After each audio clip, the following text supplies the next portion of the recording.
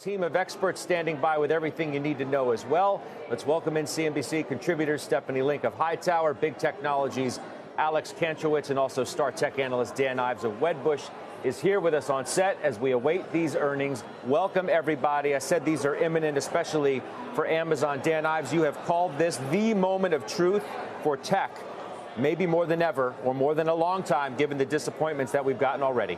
Yeah, and so far it's really been disappointing. I mean, last night, obviously, an epic disaster in Meta. And right now, a lot of white knuckles going into the Apple and Amazon. Can they save earnings season for tech in terms of big cap tech, or ultimately does the softness continue? And that's why I view it as really a bifurcation that we're seeing in tech on enterprise and consumer. I still believe Apple is ultimately going to surprise, be much better than expectations. Yep. All right. So Amazon is out, and we will certainly keep our eyes peeled there. You can see the stock is moving, and it looks to be just down a bit here, about 10%. We are going through that, as you would expect. Deirdre Bosa is. She's going to pop on momentarily. Stephanie Link, a stock that you used to own. Yeah. You do not anymore, and the stakes could not be higher for now it's down about 11%. So we need to dig into that. Does it return to profitability? Right? Had that first loss in some 7 years in the first quarter, backed up with another loss in the second.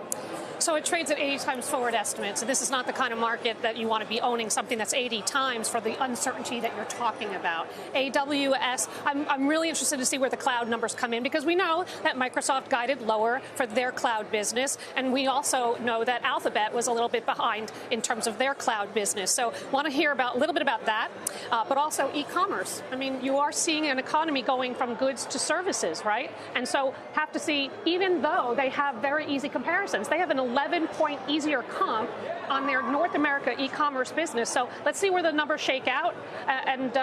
Also profitability will be very important. I'll tell you what, I mean, AK, I look at this, you've got a decline of near 20%. Now, once again, we're going to go through it and get you the exact metrics that are leading to this decline. But if you were looking for something to stem the tide of the mega cap meltdown, this ain't it, at least not yet. No, definitely not. And I think it's sort of predictable for Amazon. Right now, we're living in a moment of uncertainty.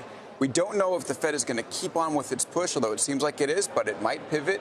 There are signs that some of the inflation is weakening, so maybe they, make a change. And in a moment of uncertainty, it's really difficult for a company like Amazon. Amazon's cloud business is entirely predicated on enterprise companies planning for a predictable future and saying we're going to invest in our infrastructure. We expect to grow. We don't know that anymore. And it's a consumer business, the same thing. People saying I have discretionary income and I'm going to buy goods. Without that predictability in the economy, which we do not have, it's really tough sledding for Amazon. And Microsoft, like Stephanie mentioned, showed us the way earlier in the week. And now we're starting to see the results. Let's get to